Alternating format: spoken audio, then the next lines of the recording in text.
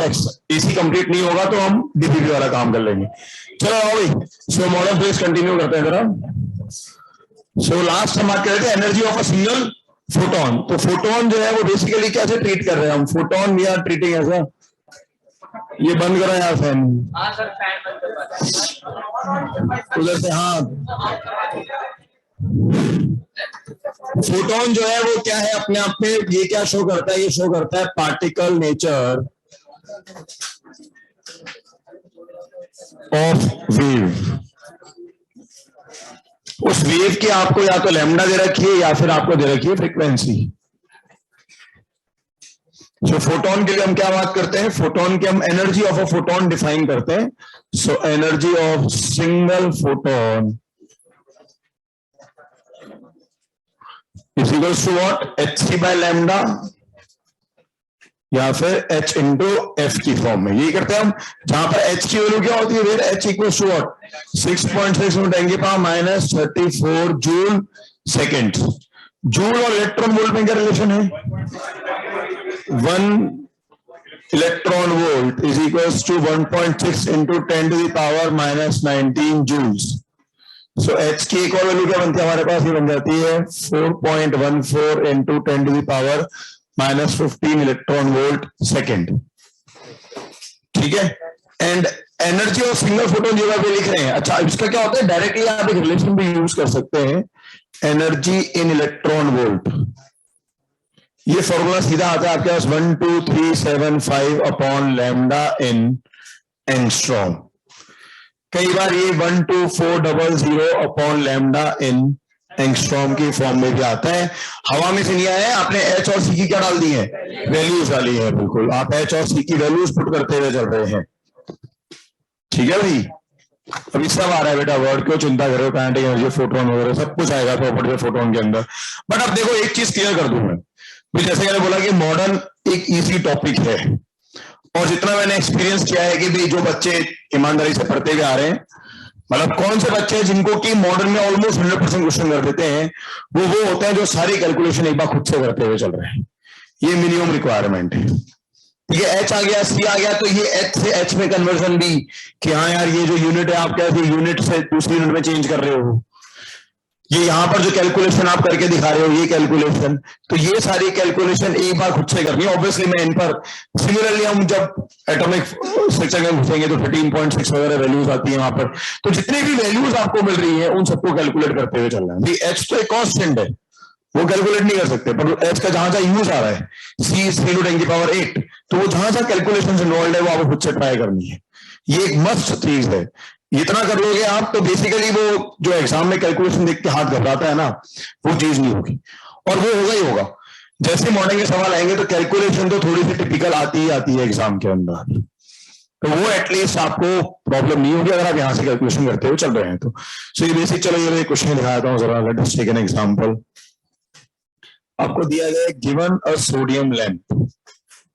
Sodium lamp से मतलब sodium lamp of 100 watt of PS बराबर 100 वाट। तो PS से मतलब है power of source. PS is for power of source power, this is source power. Sodium lamp actually क्यों तुम वो क्वालिटी एनालिसिस में सोडियम को हीट करते हो कैसा कलर निकलता है? येलो ही होगा ना सोडियम, तो सोडियम ऐसा होता है येलो। तो सोर्स पावर हो गया ये। ठीक है, emitting waves of wavelength, emitting waves of wavelength 600 nanometre. तो 600 नैनोमीटर लगभग आपकी येलो के करस्पॉन्डिंग होती है। 4000 से 7000 आता है आपके पास टोटल। तो गिवन अ सोडियम लैंप,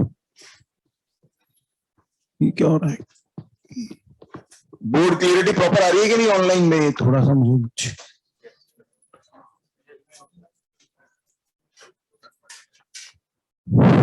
ये बिल्कुल परफेक्ट है। ठीक है, चलो ठीक है बस फिर चलो। तो given a sodium lamp of power 100 watt emitting lambda equal to 600 nanometre.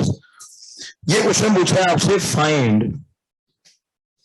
Number of photons emitted by source, number of photons emitted by source per second। Emitted by source पर सेकेंड। अब ऐसा है, आगे परमानेंट के लिए मैं इसको symbol दे रहा हूं NPS, P for photon and S for source, ठीक है ना भाई। एनर्जी इलेक्ट्रॉन वोल्ट, हाँ बेटा एनर्जी इलेक्ट्रॉन वोल्ट लिखा है ऊपर, बिल्कुल। So given a sodium lamp power 100 watt emitting, find number of photons emitted by source per second। तो इसको हम यूज कर रहे हैं NPS। So P is for photon and S is for source। ये जनरल टर्मिनोलॉजी होगी जो हम यूज करेंगे, P for photon के लिए एंड S for source के लिए। क्योंकि हो सकता है कि अगली बार मैं आपको सवाल पूछूं NPT, T is for target, तो क्या मतलब बनेगा उसका, नंबर ऑफ फोटोन्स, बिल्कुल, जो क्या कर रहे हैं, स्ट्राइकिंग अ टारगेट। तो ये हम टर्मिनोलॉजी यूज कर रहे हैं स्मॉल NPS कि यार ये पर सेकंड के लिए हो गया, NP number of photons per second.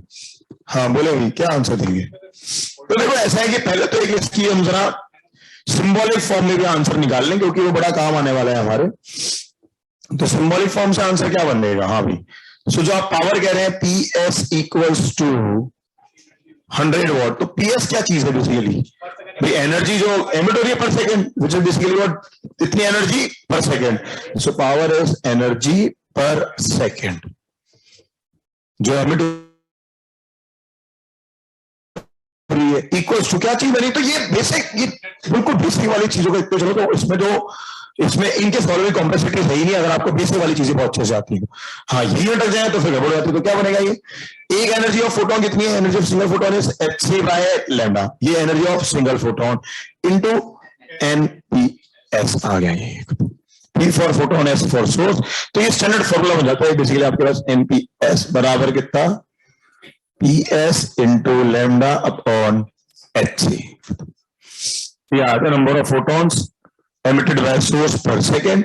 अच्छा अब जहां तक कैलकुलेशन की बात है तो कैलकुलेशन के लिए आप क्या कर सकते हैं, सो कैलकुलेशन डाल दो इसमें वैल्यू सारी एक बार, तो जरा डाल के देखो वैल्यूज। तो PS आ गया 100 जूल पर सेकेंड, लैम्डा कितना हो गया भाई, लैम्डा आ रहा है 600 इंटू 10 की पावर -9 मीटर। एक बार यूनिट्स के साथ डालते चलो चीजें, H बराबर, H आया 6.6 इंटू 10 की पावर -34 जूल्स सेकेंड, और C क्या बना 3 इंटू 10 की पावर 8। एक मिनट,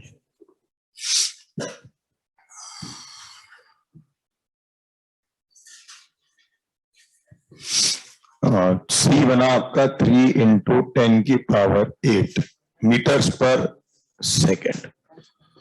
तो ये देखो ना, जूल जूल कैंसिल हो गया, नीचे सेकंड्स कैंसिल हो गए, मीटर मीटर कैंसिल हो गया, सिर्फ क्या बचेगा, पर सेकंड बचेगा। बिल्कुल देखो क्या आंसर आ रहा है, अप्रोक्स 3 इंटू 10 की पावर 20, पक्का अप्रोक्स आ रहा है, 3 इंटू 19 की 20।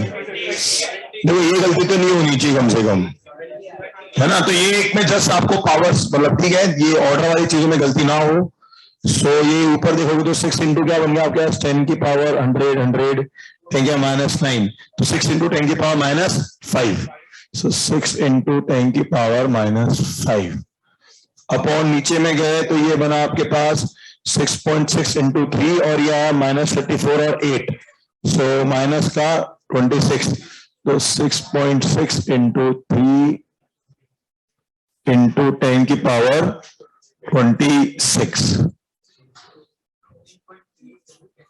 तो वो 6 से करोगे इसको कैंसिल आउट, तो 6.6 इज एक्चुअली बेसिकली 2/3 लिख सकते हैं और क्या, अप्रोक्स 2/3 आया था 6.6 अप्रोक्सीमेटली, मतलब 20/3 बेसिकली। तो 6.6 इज बेसिकली 20/3, सो 20/3 के हिसाब से कराते हैं बचा 6 इंटू 10 की पावर -5 अपॉन 20 इंटू 10 की पावर 26। कहां पे -25, सॉरी, हाँ -26 बिल्कुल, तो बनेगा -26।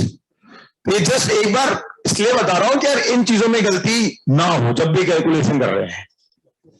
तो बस ठीक है, आपको 10 की पावर, तो ये 6 3 आएगा 2, ये एक और 0 गया, -25 ऊपर आएगा 20, तो 3 इंटू 10 की पावर 20 पर सेकेंड।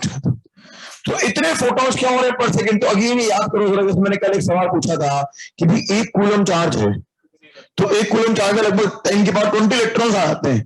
तो हमने क्या बोला था कि हम एक्चुअली उस क्वांटाइजेशन को फील कर नहीं पाते हैं, समझ लो ना आप, हम उस क्वांटाइजेशन को फील नहीं कर पाते हैं।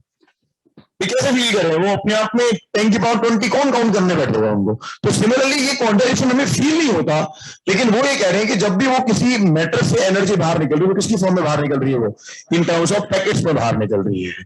सो ये आपके पास बनते हैं पैकेट्स की तरह से, these are packets of energy, इनको हम कहते हैं पैकेट्स ऑफ एनर्जी। यानी कि जितना कुछ अभी तक हमारे सामने आया उसके बेस पर कह सकते हैं कि फोटॉन्स बेसिकली एक नाम है किसका, एनर्जी के पैकेट का। वो कोई पार्टिकल वास्तव में है ही नहीं, वो तो अपने में क्या है, सिर्फ एक एनर्जी का पैकेट है। स्क्रीनशॉट 1। नेक्स्ट है प्रॉपर्टीज ऑफ फोटॉन्स। ठीक है, जस्ट बेसिक एग्जांपल, इसमें ये वाला फॉर्मूला इंपॉर्टेंट है आपके पास। अगेन मैं फॉर्मूला याद करने को तो नहीं बोलूंगा, जरूरत भी नहीं होती कोई, लॉजिक क्लियर होना चाहिए ही। तो जैसे मैंने कहा था कि भाई एनपीएस कैसे लिखा, बेटा पावर बराबर क्या है, एनर्जी पर सेकेंड। तो ये क्या बन रहा है, energy of single photon, this is energy of single photon, और इनटू किससे मल्टीप्लाई कर दिया, number of photons per second. Photon का सोर्स देखो, मतलब सवाल देखो, फोटोन का सोर्स सन के अलावा क्या होता है, सन्नी बेटा सवाल पूछ रहा है कि फोटोन का सोर्स सन के अलावा क्या क्या होता है। बेटा ये सवाल में सन कहाँ लिखा है, फिर कॉमन सेंस की बात है ना भाई, जहां से भी लाइट एमिट हो रही है। अरे वो छोड़ो, लाइट को छोड़ो, जब आप रेडिएशन की बात करें कहीं से हीट भी निकल रही है, अरे वो भी तो किस फॉर्म में निकल रही है, वो भी कैसे निकल रही है, इन टर्म्स ऑफ फोटॉन से निकल रही। बट हम उसको ट्रेवल कैसे करते हुए देखते हैं, वेव की तरह से।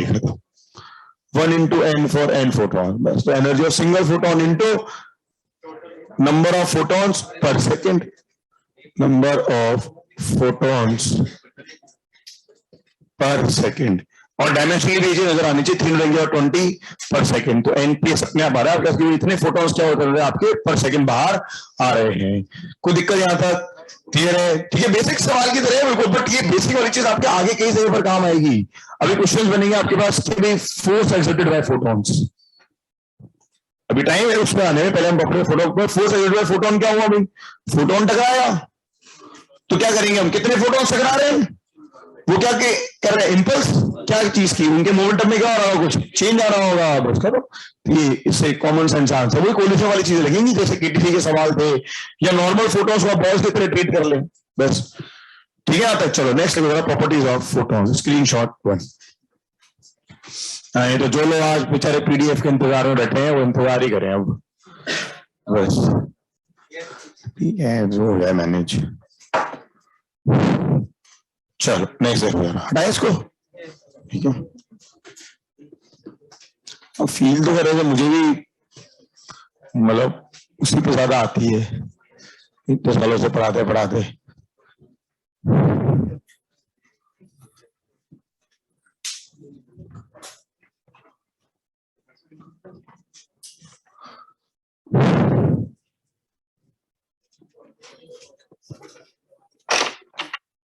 स्मार्ट बोर्ड तो पड़ा है साइड में, वो लगाने वाले नहीं लगाया।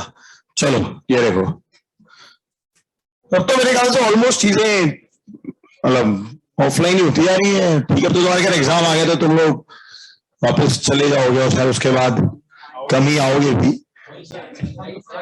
नहीं, वैसे मैं तुम्हें एक बात बता दूं कि इन जनरल ये कल मुझसे पूछ भी रहा था कि बहुत सारे बच्चे तो एडवांस की तैयारी भी ये रुक के कर रहे होते हैं, बहुत सारे बच्चे। मतलब ठीक है, क्लासेस बहुत ज्यादा नहीं होती उस टाइम पर, एक बार कोर्स होने के बाद में क्लासेस नहीं, बट एक रिवीजन वाली चीजें चलती है, रिवीजन प्रोग्राम चलता है जिसमें डीपीपी डिस्कशन वगैरह होते हैं, तो वो क्लासेस चलती हैं रिवीजन प्रोग्राम के थ्रू। बट स्टिल बच्चा जो है, कई मैंने देखे हैं जो यहाँ रह करके पढ़ते हुए, मतलब मैं अपनी बात करूँ तो क्या, मैं तो घर जाके पढ़ा था, बट कई सारे बच्चे कोटा में हैं जो कोटा में उठते हुए पढ़ रहे होते हैं।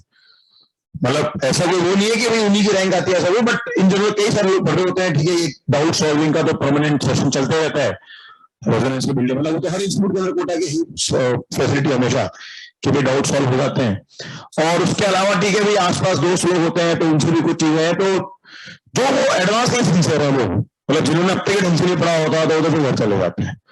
बट जो एडवांस के सिंसियर पे काफी सारे लोग जो यहाँ रहकर मतलब कोर्स खत्म हो जाता है बट उसके बावजूद भी यही है कि कंटिन्यू करते रहते हैं यहाँ।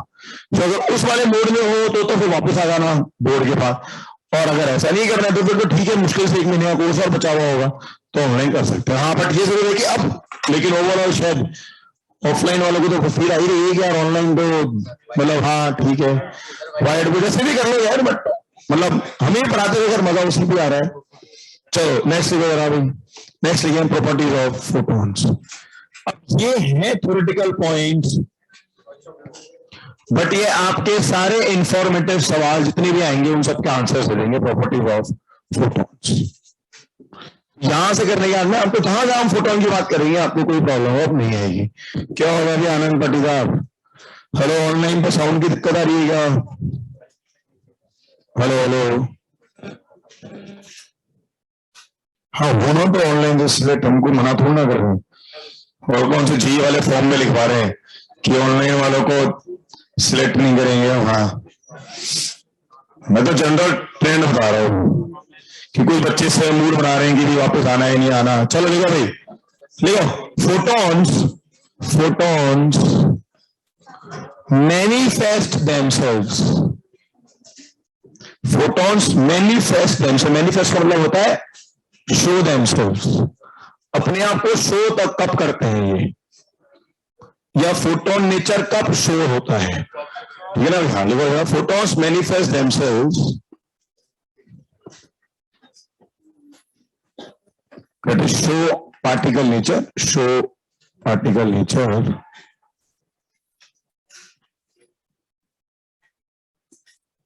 only when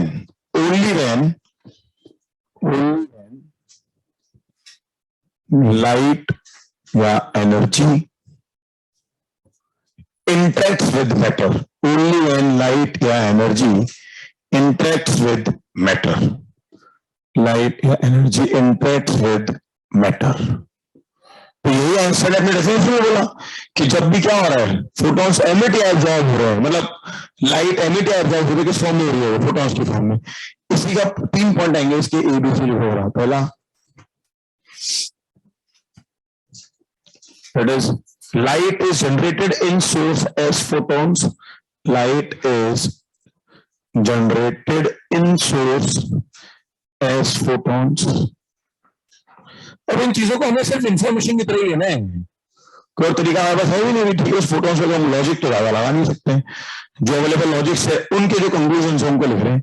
light is generated in source as photons. B, light is absorbed, light is absorbed. Repeat करूं सारा तो लिखा हुआ ऊपर, फर्स्ट पॉइंट रिपीट कर दीजिए। क्या लिखा है? Photons show themselves when light interacts with matter, fill in the blank, लेना है आपको। Light is generated in source as photons. Light is absorbed. Light is absorbed in detector as photons. In detector as photons. मतलब कहीं पर अगर absorb हो रही है तो भी किस फॉर्म में हो रही है? फोटॉन्स की फॉर्म में।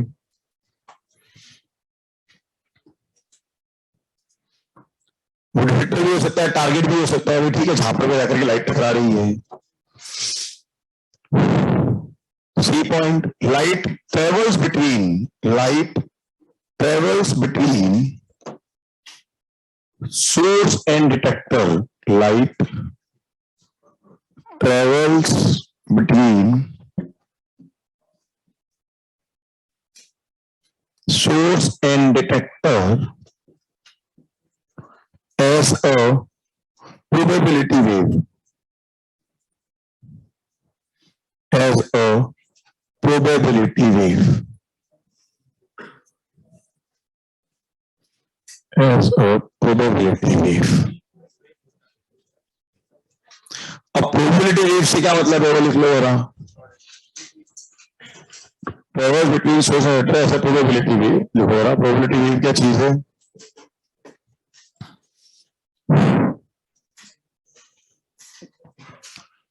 वो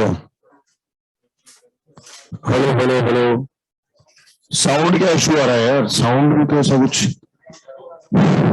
एक बार लॉग आउट करके देखिए भाई क्यों क्या आ रहा है, कितने लोगों को इशू आ रहा है, बाकियों को क्लियर है क्या? माइक्स पास लगे तो उससे क्या होता है? हेलो हेलो, ये ठीक है? कोई बात नहीं। हाँ अभी ठीक है क्या sound?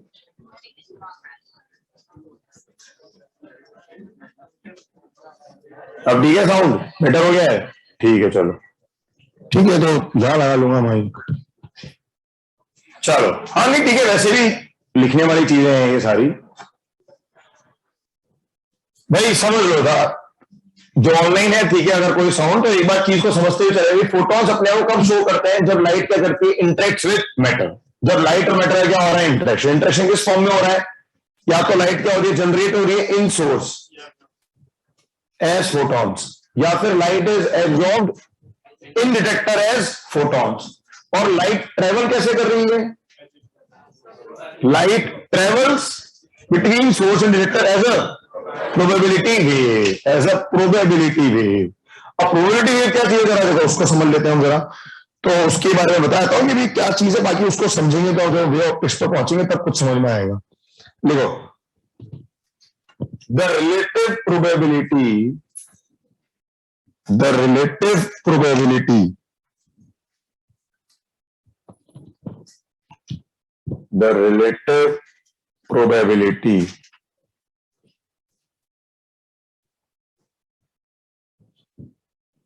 that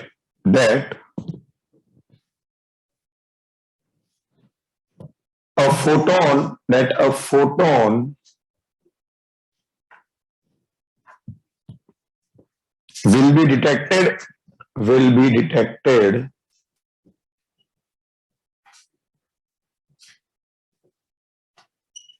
at a particular point,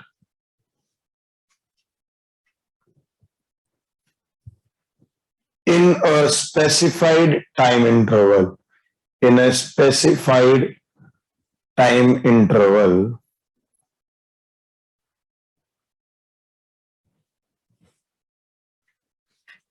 in a specific time interval is proportional to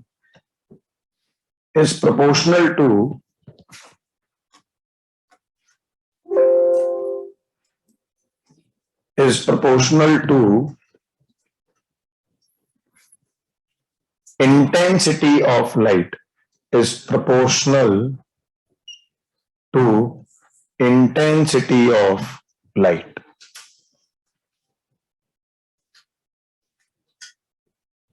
Is proportional to intensity of light. The relative, अभी बाद में एक साथ रिपीट करूंगा। Incident at that point, incident at that point, incident at that point.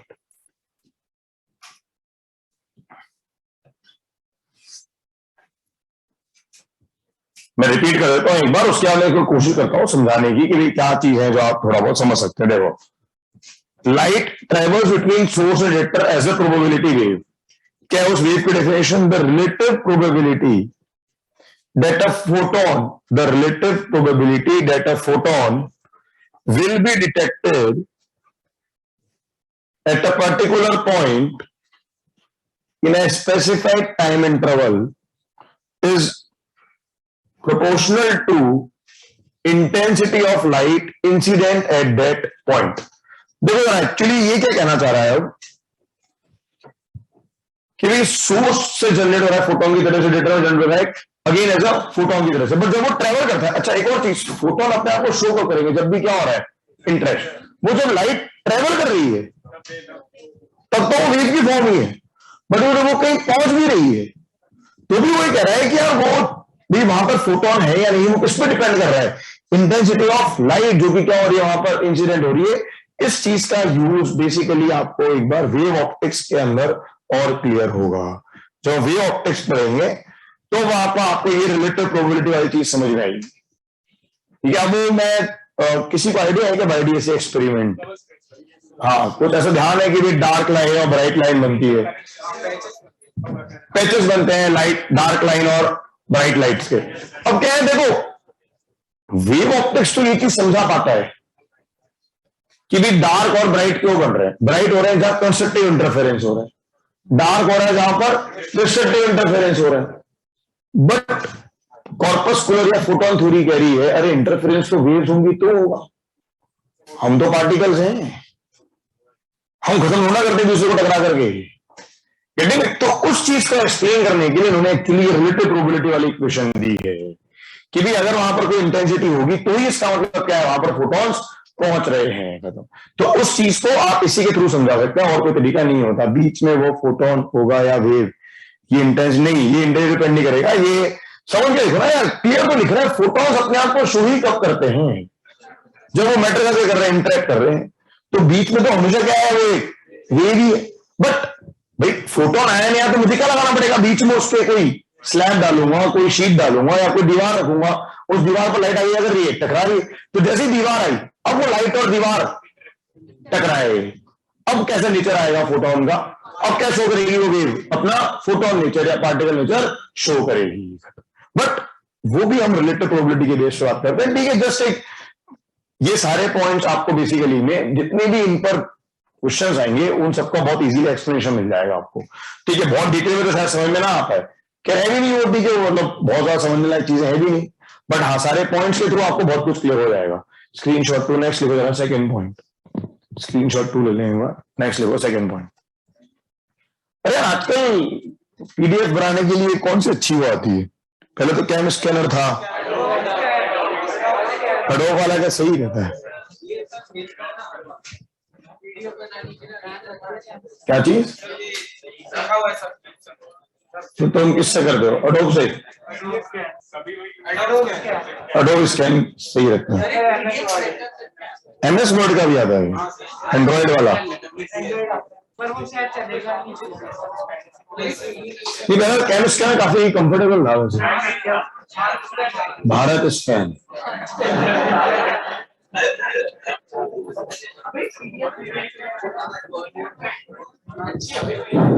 चलो next देखो,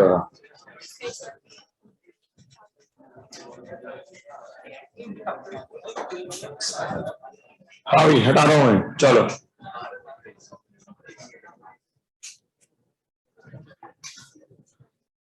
next लिखे point number 2।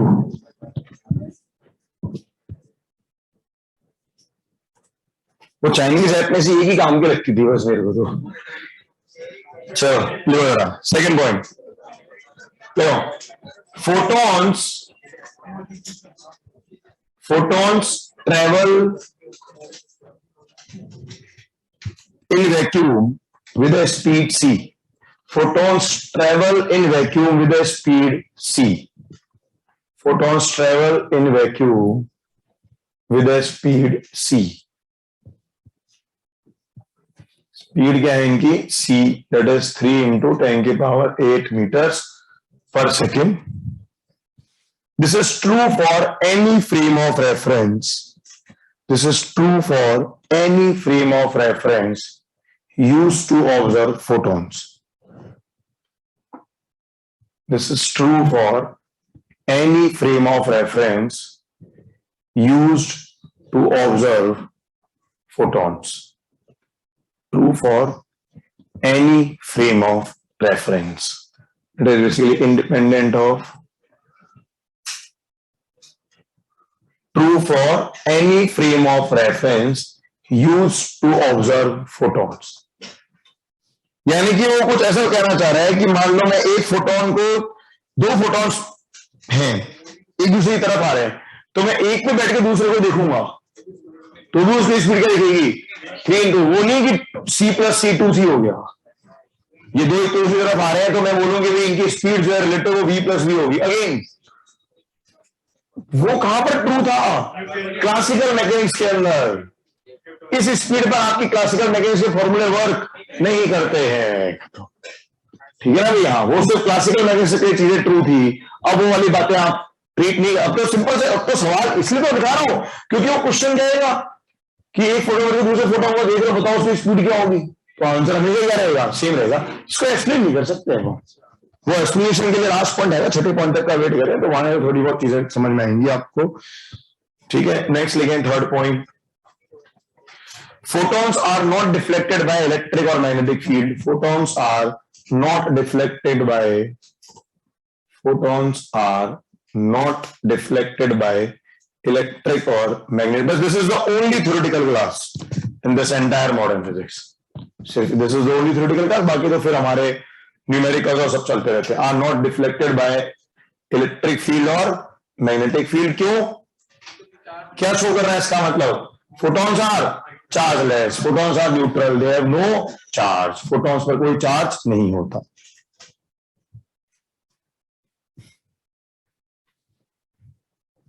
Photons are neutrals, photons are chargeless.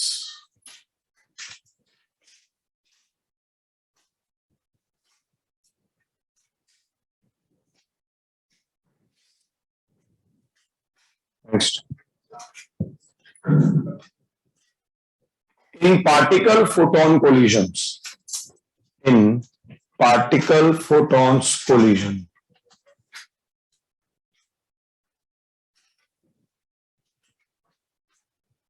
Particle photon से कोलिजन पढ़ेंगे हम।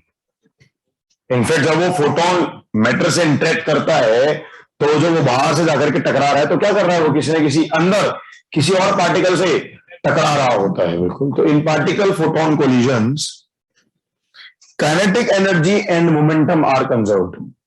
Kinetic energy and momentum are conserved.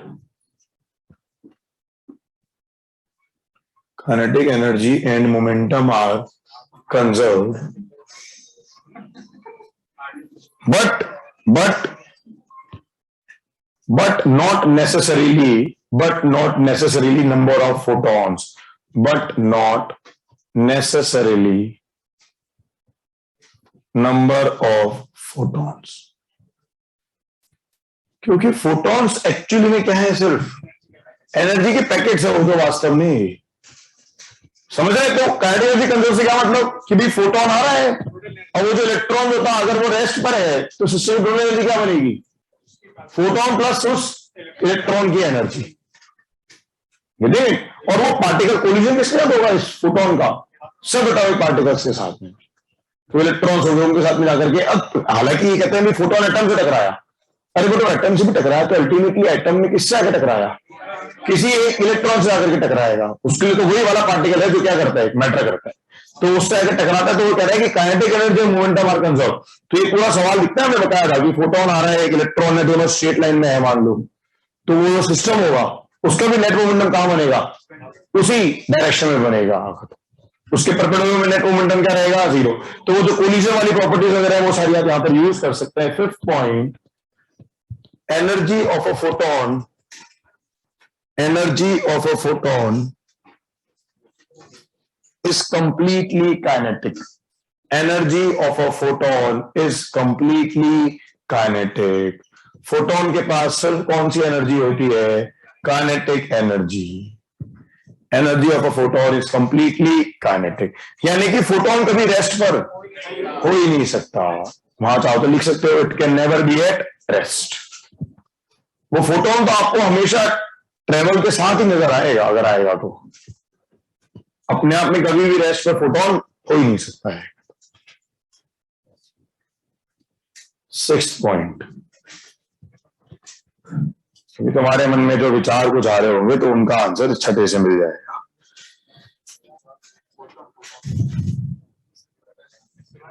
देखो, rest mass of a photon is zero.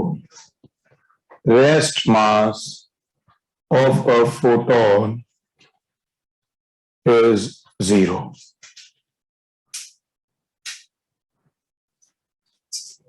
Rest mass of a photon is zero. But still, we are defining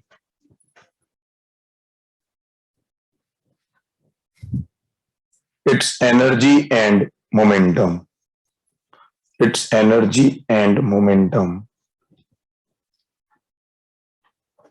but still we are defining its energy and momentum. यही चीज कुछ लोग पूछ रहे थे कि sir rest पास तो जीरो है तो फिर मोमेंटम कहां से आया? So this cannot be explained. This cannot be explained by Newtonian या classical physics. By Newtonian or classical physics.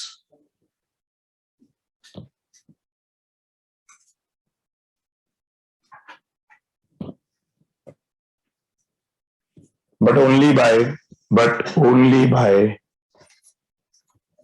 special theory of relativity.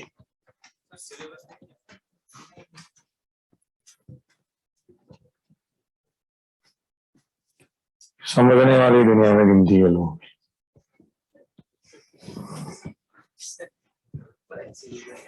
जो इतने टाइम से पढ़ रहे हो ना, पिछले 1.25 साल से, वो ही क्लासिकल फिजिक्स है।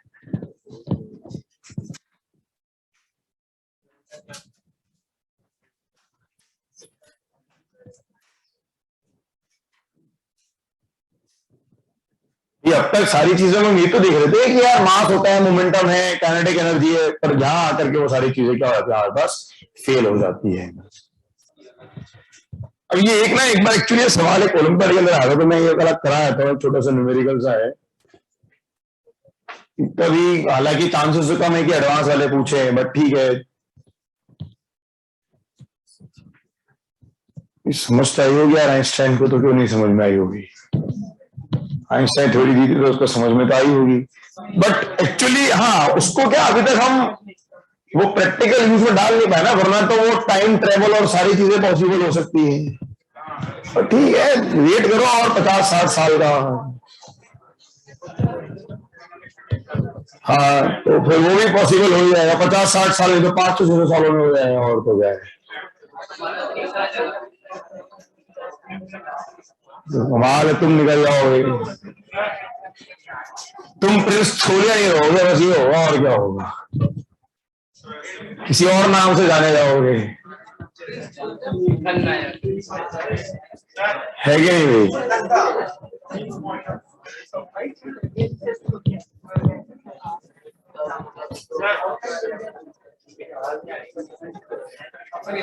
चलो,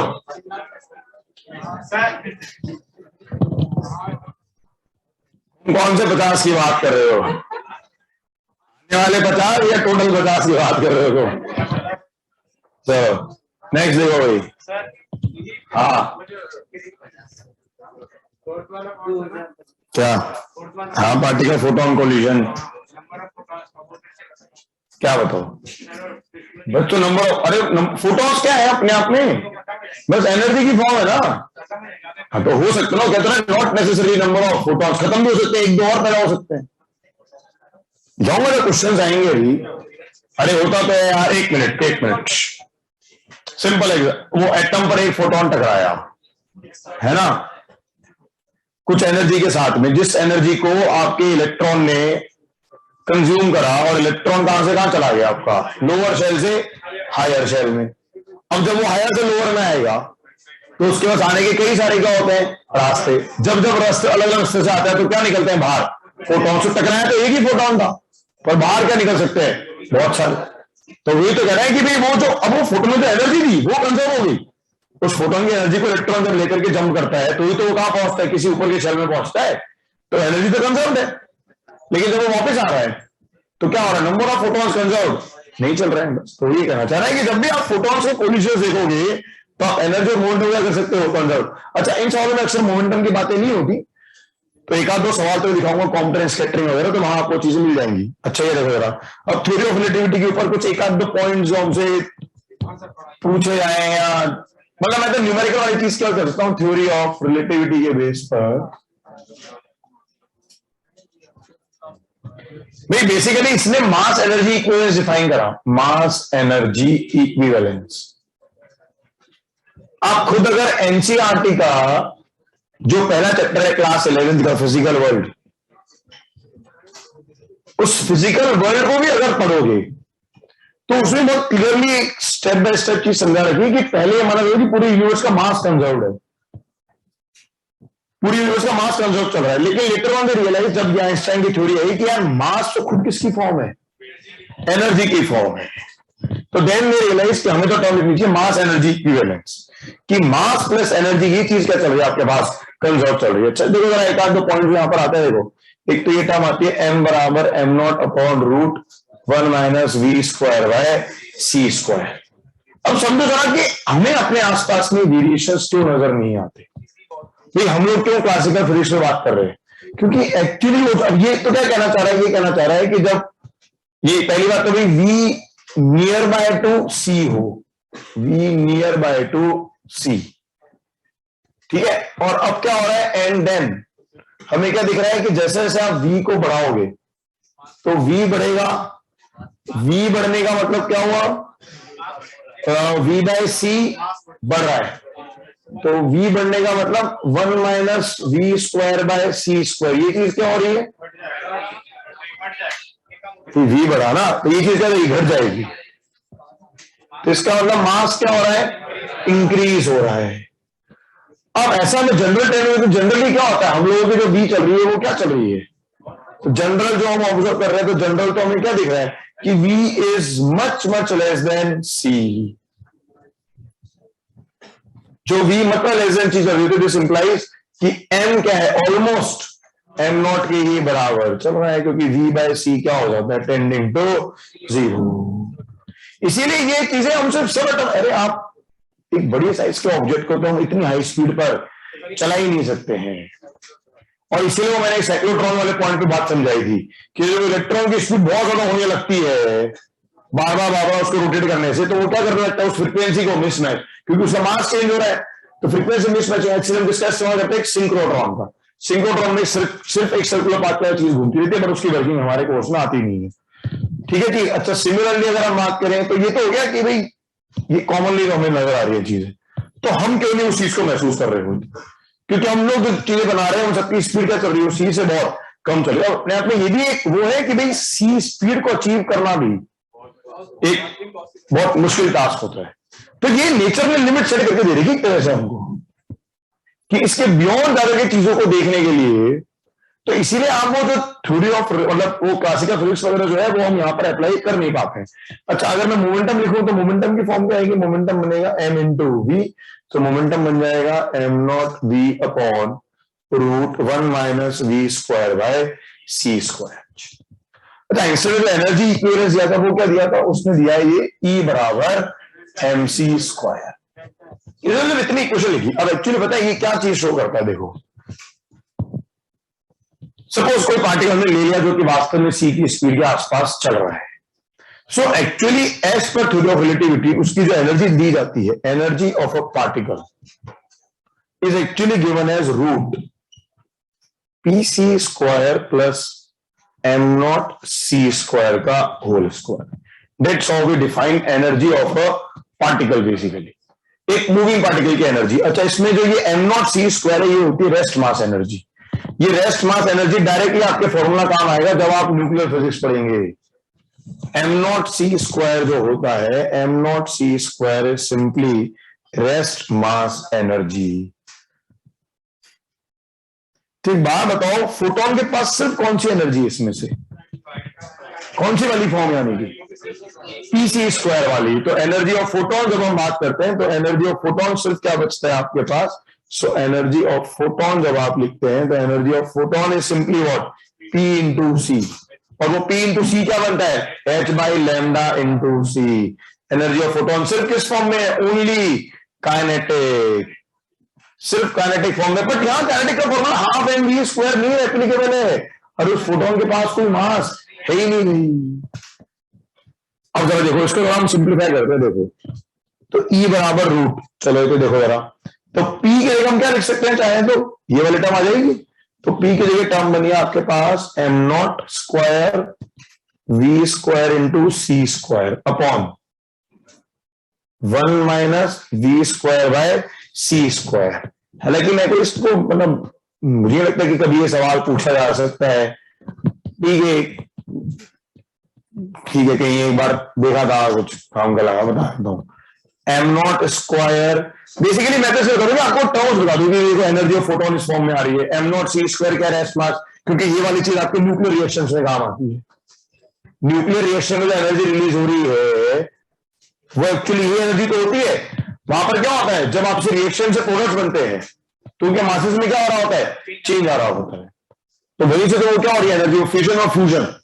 बस होता ये कि एक तो आप केमिकल रिएक्शंस करते हो जो नॉर्मल लैब्स वगैरह में कर रहे हैं, वो रिएक्शंस होते हैं आपके पास जहां मॉलिक्यूलर लेवल पर, और ये जो न्यूक्लियर रिएक्शन हमारे किस लेवल पर हो रहे हैं, न्यूक्लियस के लेवल पर। तो उसमें जो एनर्जी रिलीज होती है वो क्या होती है, बहुत ज्यादा होती है। बस हालांकि पढ़ते हम उसमें भी थे एक्सोथर्मिक और एंडोथर्मिक्स। एक्सोथर्मिक जिनमें एनर्जी रिलीज हो रही है, एंडोथर्मिक जिनमें एनर्जी आपको देनी पड़ रही है, ठीक है। बट यहां पर जब हम बात करते हैं न्यूक्लियर रिएक्शन है, तो वो जो न्यूक्लियस के लेवल पर रिएक्शन हो रहे होते हैं, आप लोग जो पढ़ते हो एटॉमिक, आप तो मॉलिक्यूल्स का रिएक्शन करा रहे हो, H2O suppose sulphuric acid plus something और कर दिया, बट हम रिएक्शन करा रहे थे किसके अंदर, न्यूक्लियर लेवल पर। क्यों, यूरेनियम से कुछ और टकराया तो वो प्लेटिनम में क्या हो गया, कन्वर्ट हो गया। तो कोई भी एटम जब अपना एलिमेंट बदल रहा है तो एलिमेंट बदलने का मतलब कहां पर जाके चेंज हो रहा है, न्यूक्लियस लेवल पे।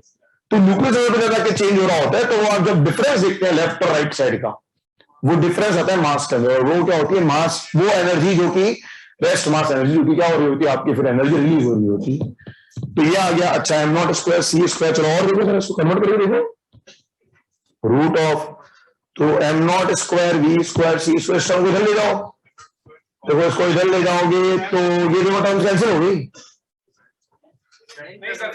क्या, हाँ तो C4 है ना, तो इधर भी तो C स्क्वायर आया, तो ये बनेगा ना यार, m not square we square C square plus m not square c की पावर 4 माइनस एम नॉट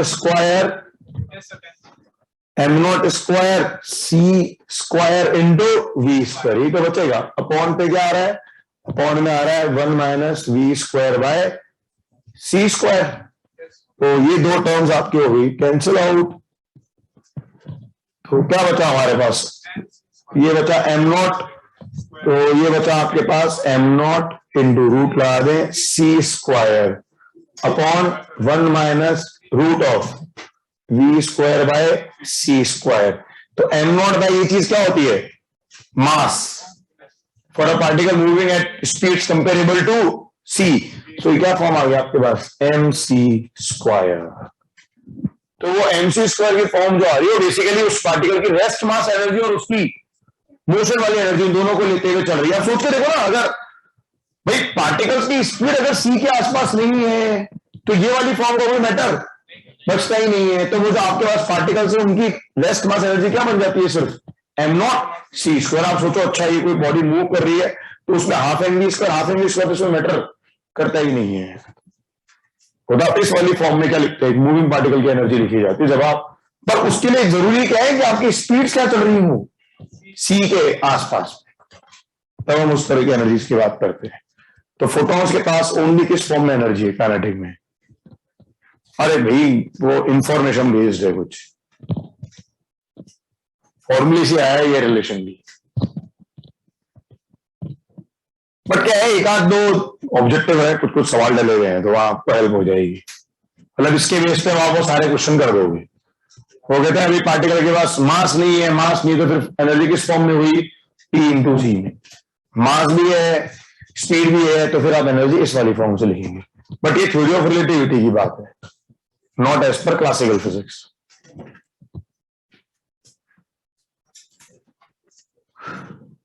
अब देखो केयरफुल है ना, जब आप मैटर का वेव नेचर पढ़ोगे तो वो तो पार्टिकल्स हैं, उनके एनर्जी तो क्या है, हाफ एम वी स्क्वायर, उनका मोमेंटम कितना है, एम वी। मैं तो सिर्फ क्या डिफाइन करूंगा, उनकी वेवलेंथ डिफाइन करूंगा, बस वो वाली चीज पर केयरफुल रहना होता है।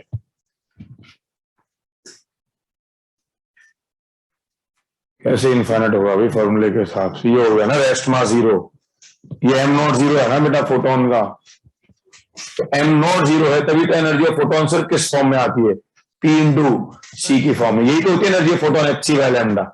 एच बाय लैम्डा क्या होता है, मोमेंटम ऑफ फोटोन। ठीक है, भाई हमने थोड़ा फॉर्मूला निकाला है जो गिवन, हम तो उसको देख रहे हैं। ऐसे नहीं करते कि आप लेस मास एनर्जी और उस एनर्जी को ऐड कर दो, वो उसका है नहीं। हाँ ठीक है, वो कैसे तरीका है क्या है, नहीं फेजर वेजर इतना आसान भी नहीं है, वो उतना आसान नहीं है वो, है ना। हाँ उतना आसान नहीं है, ठीक है, उस पर जाने की जरूरत नहीं है। बट हाँ ये अपने को एक्सप्लेन कर देता है कि इन जनरल हम जो पार्टिकल्स की बात कर रहे हैं, तो इसका मतलब आप और हम अगर चल भी रहे हैं तो हमारी जो एनर्जी इक्विवेलेंस है वो किसके बराबर चल रही है, M not into C square के, बस वो M not into C square के बराबर चल रही है हमारी एनर्जी इक्विवेलेंस।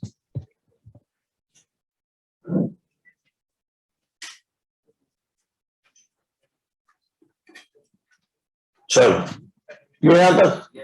नेक्स्ट अब आते हैं, अब हम अब सब थ्योरेटिकल पार्ट्स खत्म है, तो बस ठीक है, न्यूमेरिकल्स और बाकी सब चीजों पर बातें होंगी। चल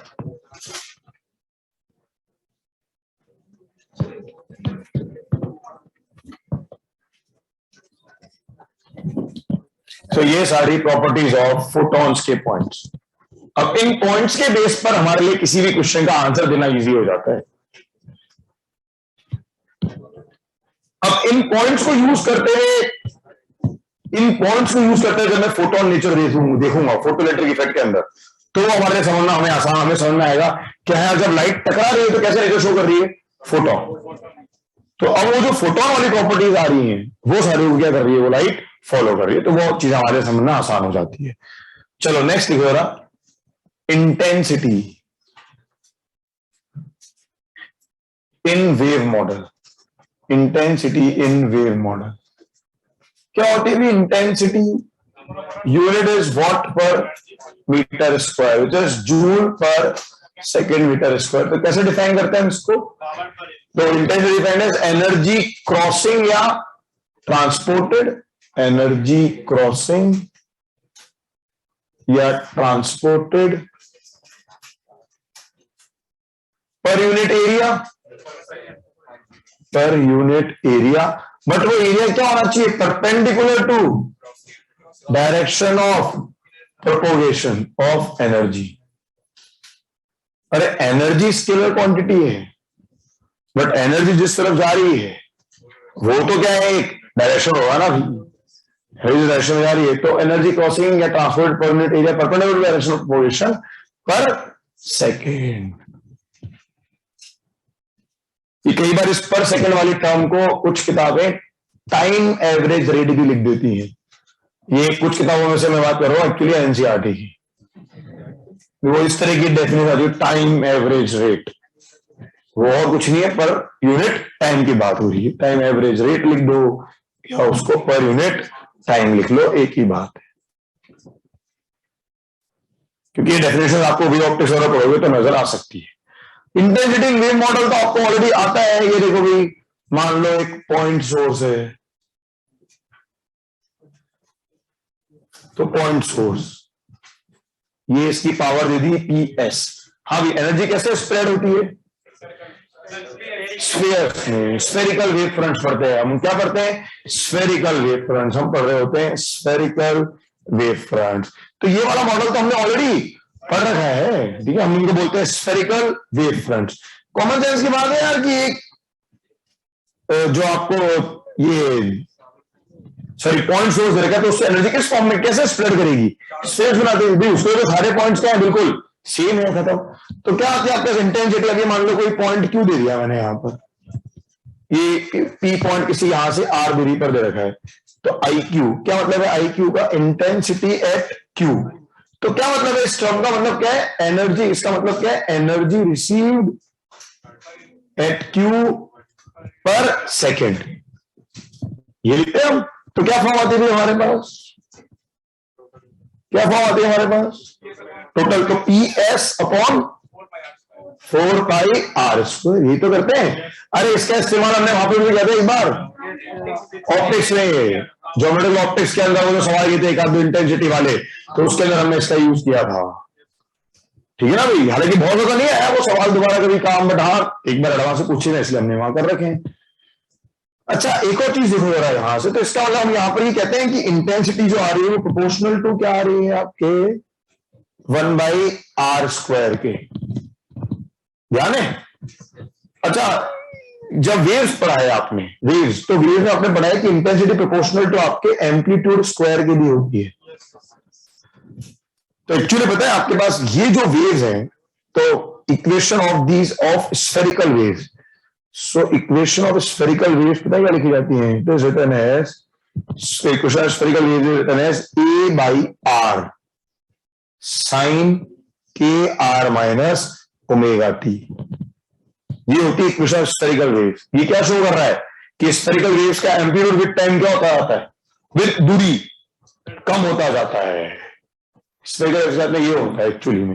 अच्छा, सेकंड, ये मतलब एक एक्स्ट्रा इंफॉर्मेशन है, बट इस पर जेईई मेंस में सवाल आ रखा है। एक बार एडवांस नहीं पूछता, जेईई मेंस वाले इस पर एक सवाल पूछ चुके हैं। ऐसे ही मालूम करो कि अगर मैं सिलेंड्रिकल सोर्स की बात करता हूं, सिलेंड्रिकल मतलब sorry line source, source line source है, लाइन सोर्स, हाँ भाई, तो लाइन सोर्स से जो एनर्जी होगी वो कैसे स्प्रेड हो रही होगी?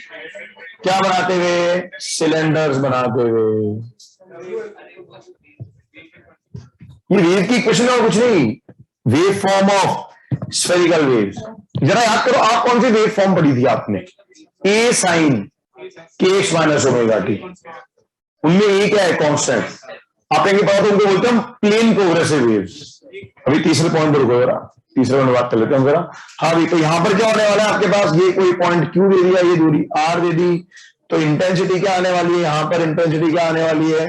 P S upon 2 pi R L. R E S ये बाद क्या लिखा है भाई? आर ई एस के बाद R E C, energy received at Q per second, energy received at Q per second. तो यहां से हमें क्या पता लगता है? यानी कि यहां से अगर आप देखो तो एम्पलीट्यूड जो है ये चीज, तो यहां से अगर आप देखें तो वाई ऑफ सिलेंड्रिकल वेव्स अगर जाती हैं तो उनका क्या बन जाता है? Y of cylindrical waves A by root R sine K R minus omega T. और एक्चुअली में आप ध्यान दो अगर, तो आप लोग जनरल क्या पढ़ते हैं? हम लोग पढ़ते हैं प्लेन प्रोग्रेसिव वेव, हम लोग पढ़ते हैं प्लेन प्रोग्रेसिव वेव, हम करते हैं बेसिकली प्लेन प्रोग्रेसिव वेव्स। क्या होता है वेव की इक्वेशन? y बराबर ए sign K R minus omega T. वो आर तो क्या हो गया? Direction of propagation. अरे x में जाए या z में जाए उसके हिसाब से आता है वो, तो बस खत्म। एसपी वेव्स में m क्या है? SP waves y of spherical waves, sine लिखा है, A by R sine K R minus omega T. तो ये जो आप पढ़ते हैं, अच्छा ये कब हो रहा है आपका सोर्स? अब सोच के देखो ना, अगर सोर्स का हो जाए इनफाइनाइट तो सोर्स ये रहा मान लो, सोर्स एट इंफिनिटी।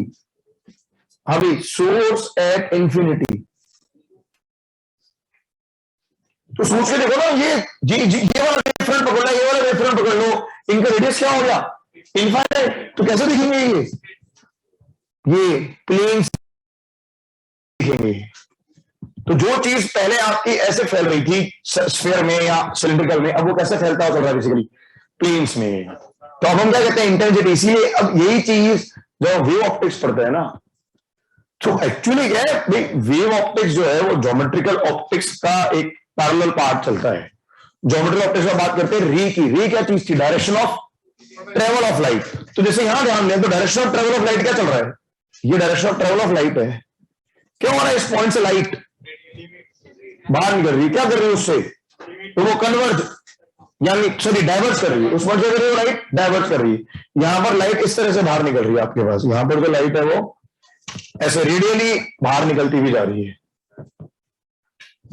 यहां पर जो लाइट चल रही है वो कैसे चल रही है? ये पैरेलल बीम। कैसे चल रही है? ये parallel beam. What is y and a? थोड़े ध्यान दें।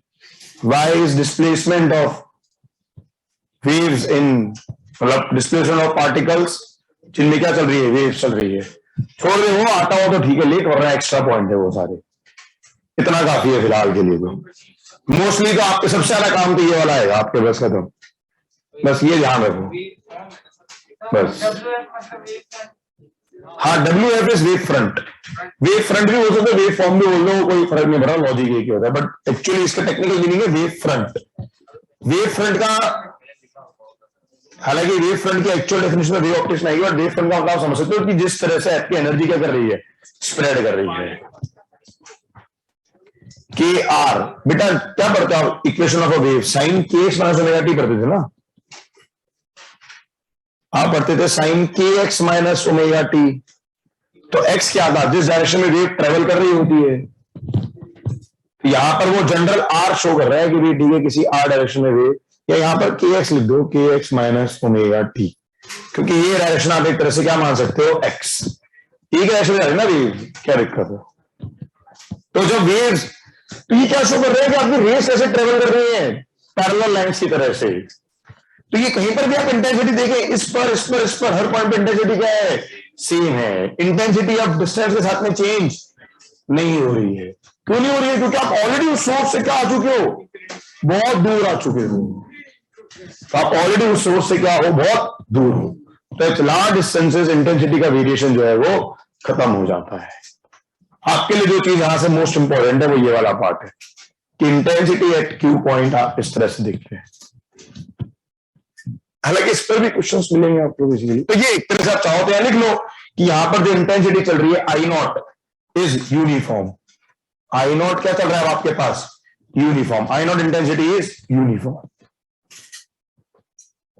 ये जो मतलब है इसका, क्या वो डिस्टेंस में चेंज नहीं हो रही। तो ऐसे में आप समझ के देखो भाई, मान लो कोई मुझसे पूछे, मैं डिटेक्टर हुए कि भी कितनी इंटेंसिटी मैं रिसीव कर रहा हूं, तो या तो मुझे वो सोर्स अगर मेरे आसपास है तो उसकी क्या बता दो, डिस्टेंस, कि मुझसे कितना दूर रखा हुआ है सोर्स, और या फिर अगर बहुत दूर है तो फिर मैं चाहे यहां खड़ा हूं या थोड़ा और पीछे हो जाऊं, उस इंटेंसिटी कोई फर्क नहीं पड़ रहा, बस खत्म। क्योंकि मेरे लिए तो रेस कैसे आ रही होंगी, बिल्कुल पैरेलल। बस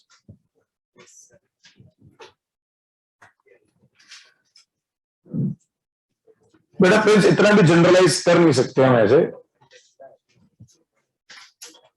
बट हाँ आप कह सकते हो, मतलब भाई एक बल्ब है, भाई एक बल्ब है, ट्यूबलाइट है, तो हमें दिखता है कि यार हाँ अभी इस रूम में मान लो एक ही ट्यूबलाइट छोड़ दूं तो मुझे दिख रहा होगा डिफरेंस कि हाँ यार इस एरिया में लाइट ज्यादा है, जैसे दूर है थोड़ी सी लाइट क्या होगी, कम होगी। बट अब बहुत दूर चले जाओ तो आपको इतना दिख रहा है कि यार वहां पर एक लाइट कहीं जल रही है, बस एक सोर्स हमें नजर आ रहा है, डेट से खत्म। अब उस थोड़ा दूर से और दूर चले जाए तो हमें उस इंटेंसिटी पे कोई फर्क नहीं पड़ रहा है। हम ऐसे इस चीज को समझ सकते हैं। तो हमारे लिए जो इंपॉर्टेंट पार्ट है वैसे वो सिर्फ इतना है कि इंटेंसिटी डिफाइन कैसे कर रहे हैं। वेव मॉडल के अंदर इंटेंसिटी कैसे डिफाइन होती है कि कितनी एनर्जी क्या कर रही है, पर यूनिट एरिया से क्रॉस कर रही है, per unit time. That's how we define intensity in wave model. ठीक है ना भाई, हाँ चलो। तो ये तो थी इंटेंसिटी की डेफिनेशन। बेसिकली डेफिनेशन होना नहीं चाहिए, वो तो एनर्जी क्रॉसिंग एंड ट्रांसमिट पर यूनिट एरिया पर डायरेक्शन ऑफ प्रोपगेशन पर सेकंड, कि हाँ भी इतनी एनर्जी कर रही है, उसको किसी पॉइंट को क्रॉस कर रही है। ठीक है, नेक्स्ट लिखो intensity in photon models. Intensity in photon models.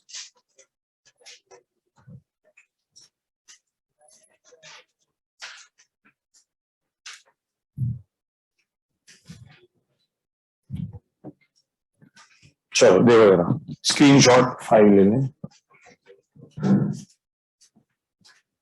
अब ये समझना रहा कि क्यों बताया जा रहा है। देखो, फोटो इलेक्ट्रिक इफेक्ट के कुछ बहुत ट्रिकी सवाल इस बात पे डिपेंड कर रहे हैं कि आप इंटेंसिटी को देख कैसे रहे हैं। देखो, जब वो किसी सोर्स से मैटर तक पहुंच रही है तो कौन सा मॉडल है, वेव मॉडल। जितना आप सोर्स से, आप फोटो इलेक्ट्रिक इफेक्ट में क्या करते हैं, हम एक प्लेट पर आकर के लाइट गिरती है, समझ रहे ना, एक प्लेट पर आकर के लाइट गिर रही है, जितना आप उस प्लेट को सोर्स से दूर ले जाओगे, जनरली पॉइंट सोर्स मानते हैं हम, तो पॉइंट सोर्स है तो वो डिस्टेंस की क्या हो गया, inversely proportional of square of the distance.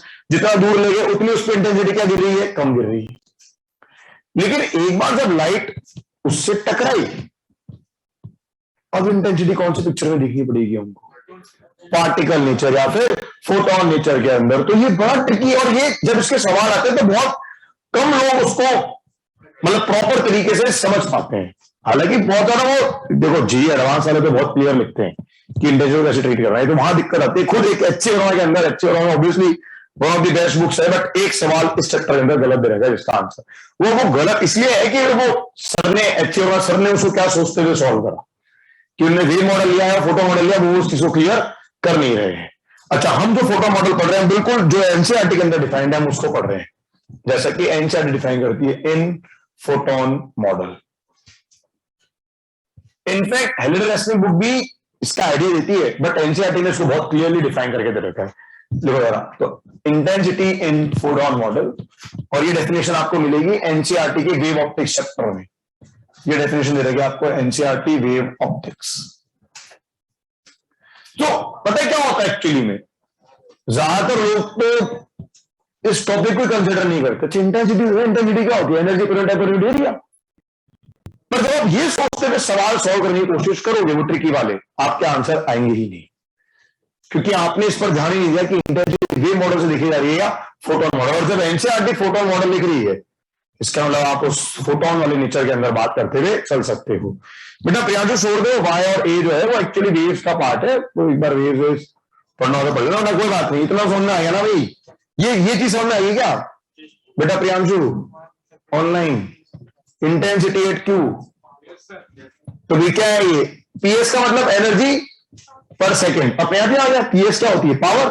तो एनर्जी पर सेकेंड डिवाइड बाय एरिया से, बस तो लिखो इंटेंसिटी इन फोटोन मॉडल लिखो। अब देखो इसके पहले ही जो दो लाइन है, तीन words, for a given frequency. तो द मोमेंट आपने क्या चेंज करी? फ्रीक्वेंसी चेंज करी। फ्रीक्वेंसी चेंज करके क्या चेंज हो जाएगी? स्ट्राइकिंग फोटॉन्स की एनर्जी।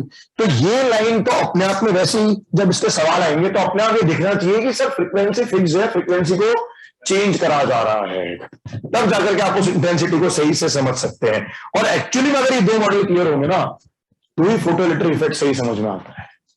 क्योंकि फोटो इलेक्ट्रिक इफेक्ट के अंदर जब लाइट आकर के मैटर से टकरा रही है, तो ऑब्वियसली आप कौन सा मॉडल को देख रहे हो? फोटोन मॉडल को देख रहे हो। देखो जरा, हाँ, सो intensity for a given frequency, for a given frequency intensity is defined as, for a given frequency, intensity is defined as number of photons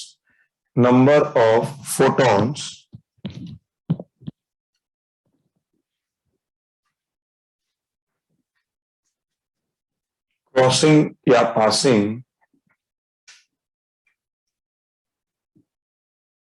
per unit area per unit time.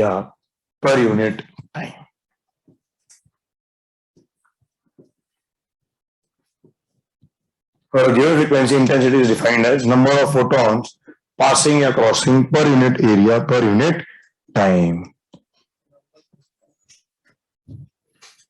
अब हमारे पास वो जो एनपीएस वाली term थी, तो वो NPT की term में कन्वर्ट, कि किसी टारगेट पर कितने फोटॉन्स पर सेकंड टकरा रहे हैं, उसकी वाली फॉर्म में आपसे पूछा जा सकता है। अच्छा देखो जरा, इसको हम एक, let us take an example. हम तीन डिफरेंट सिचुएशंस ले रहे हैं।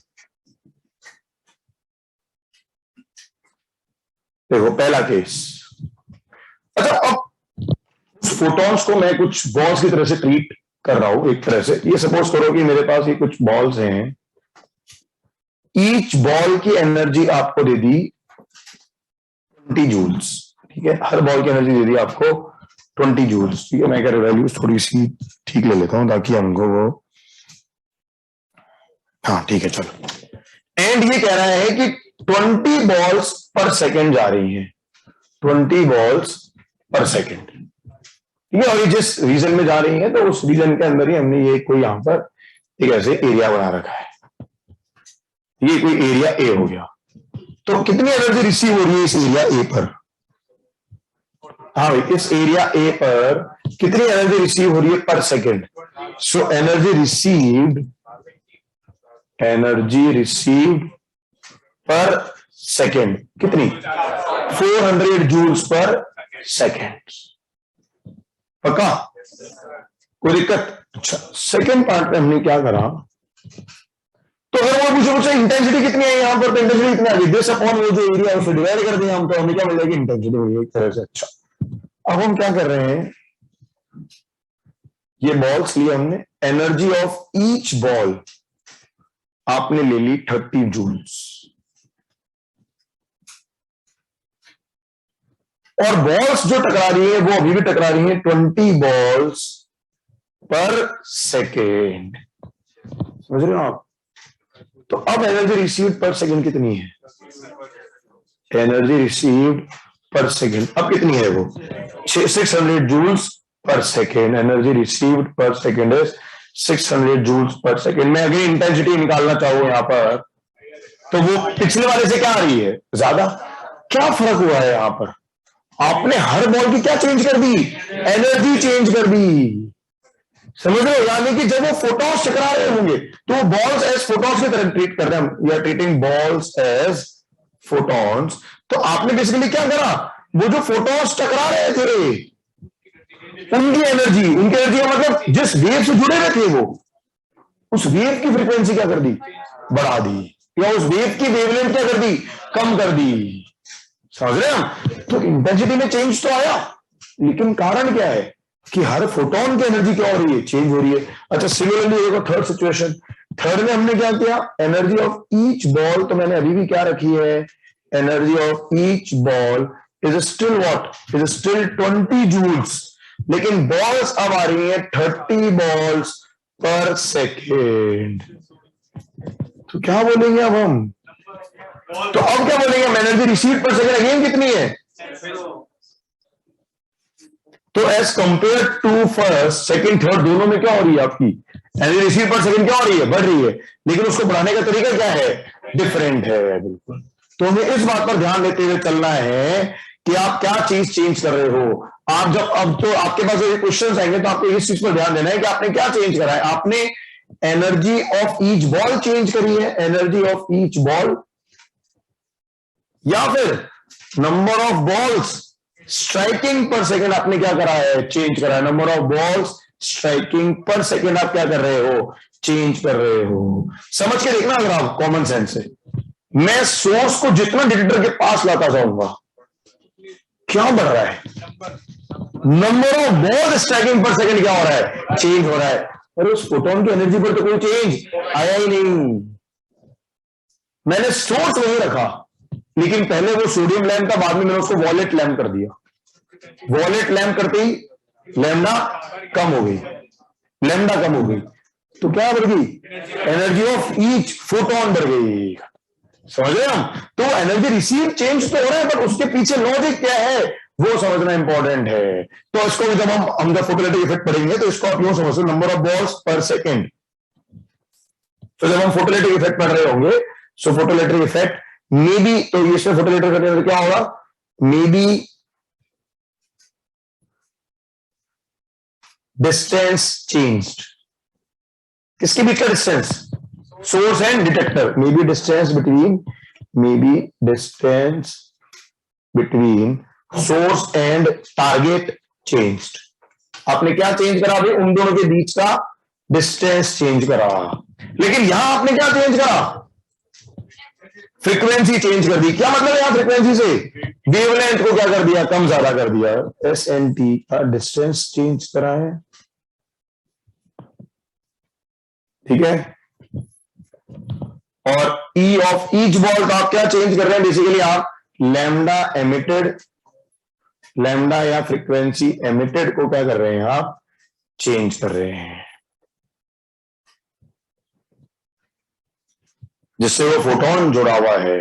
तो दोनों ही केस में आपके पास क्या चेंज हो रहा है, एनर्जी रिसीव पर सेकेंड तो क्या हो रही है आपकी, चेंज हो रही है, बट वो क्यों हो रही है वो मैटर करेगा, वो डिफरेंट चीज है अब आपके पास, ठीक है। आप पता क्या होगा, आपका फोटोइलेक्ट्रिक इफेक्ट थोड़ा बहुत आइडिया केमिस्ट्री में पढ़ा है ना शायद, तो वो कहता तो है कि जितने इलेक्ट्रॉन्स बाहर आ रहे हो किस पे डिपेंड करता है, on the intensity of striking photons.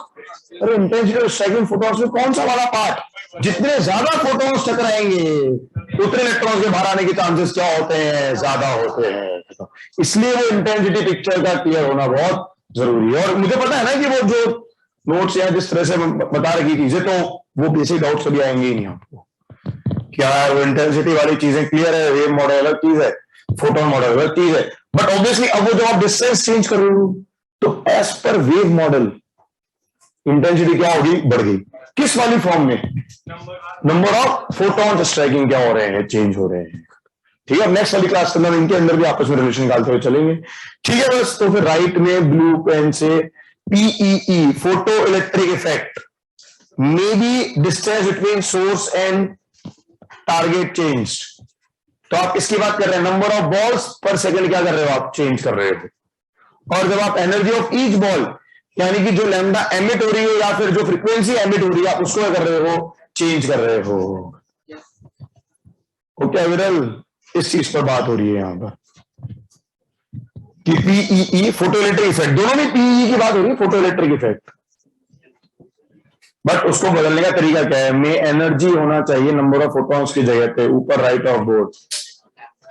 समझ नहीं रहा भाई, ये इंटेंसिटी इन फोटोन मॉडल का तरीका है। एक मिनट, अरे इंटेंसिटी की वैल्यू तो अभी भी क्या है, एक मिनट, अरे वैल्यू तो अभी भी क्या है इसकी, जूल पर मीटर स्क्वायर पर सेकेंड। एक मिनट, कोई बात नहीं, देख नंबर ऑफ फोटॉन्स क्रॉसिंग पर यूनिट टाइम, तो वो तो अरे अभी भी हम किससे मल्टीप्लाई करेंगे, हर फोटोन की वजह से मल्टीप्लाई करेंगे ना। ठीक है ना भाई, हाँ कल, अरे कल क्वेश्चन इसी पर बेस मिलेंगे, चिंता मत करो। ठीक है, रेजो टेस्ट होगा क्या, क्योंकि हॉलीडे स्टार्ट मुझे नहीं पता 5 दिसंबर का। तो फिलहाल एक मिनट, अरे जो बड़ा है उसको जस्ट एक ब्रीफ कर रहा हूं। अच्छा यहाँ बैक, वो तो है ही नहीं, पीछे जा सके। हाँ, वेव मॉडल तो सिंपली क्या कह रहा है, वेव मॉडल सिंपली कह रहा है जैसे आपने सोर्स और डिस्टेंस की दूरी चेंज करी तो इंटेंसिटी की फॉर्म क्या आ गई, 1/d²। और फोटोन मॉडल क्या कह रहा है कि भी, तो ये फॉर अ गिवन फ्रीक्वेंसी अपने आप ही क्या हो गया, एनर्जी ऑफ अ फोटोन तो फिक्स कर दिया आपने। तो इंटेंसिटी किस पे डिपेंड कर रही है, कितने फोटोन स्ट्राइक कर रहे हैं पर सेकंड। तो फॉर अ गिवन फ्रीक्वेंसी क्या मिल गया आपको, एनर्जी ऑफ अ फोटोन मिल गया ना भाई वहां से। तो आप बात तो अभी भी हुई है, energy of photons into number of photons क्या है यहां से, टोटल एनर्जी जो क्या कर रही है, स्ट्राइक कर रही है। तो अबे इंटेंसिटी की फॉर्म तो अभी भी हुई रहेगी, एनर्जी पर यूनिट टाइम पर यूनिट एरिया की।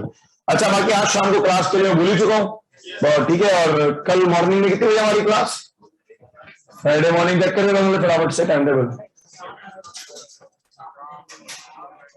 फ्राइडे मॉर्निंग का भी क्लास, ये ऑनलाइन प्लस ऑफलाइन दोनों मोड चलेंगे।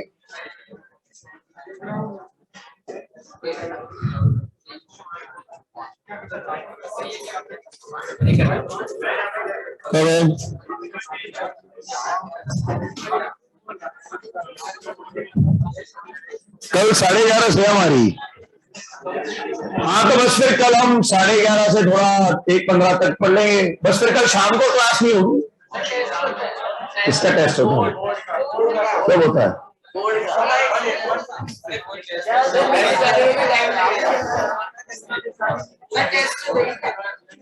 नहीं जरा 5 मिनट तो बोर्ड में भी लेट पहुंचोगे, ठीक है ना भाई। अरे तो विद्या निवास बेशक के कौन सा पीसी हो सकता है कल 11:30 बजे, मना कर देना सर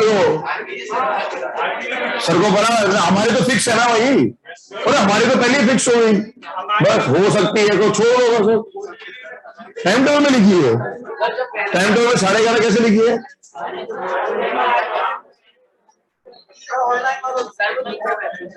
अबे टाइम टेबल 11:30 का टाइम टेबल कैसे बनेगा। 1 मिनट, कौन से बैच की बात हो रही है यार,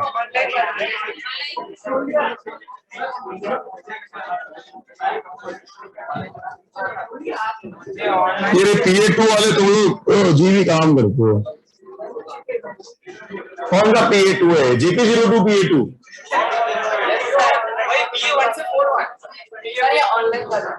तो ऑनलाइन का तो टाइम टेबल ही यूनिक होता है।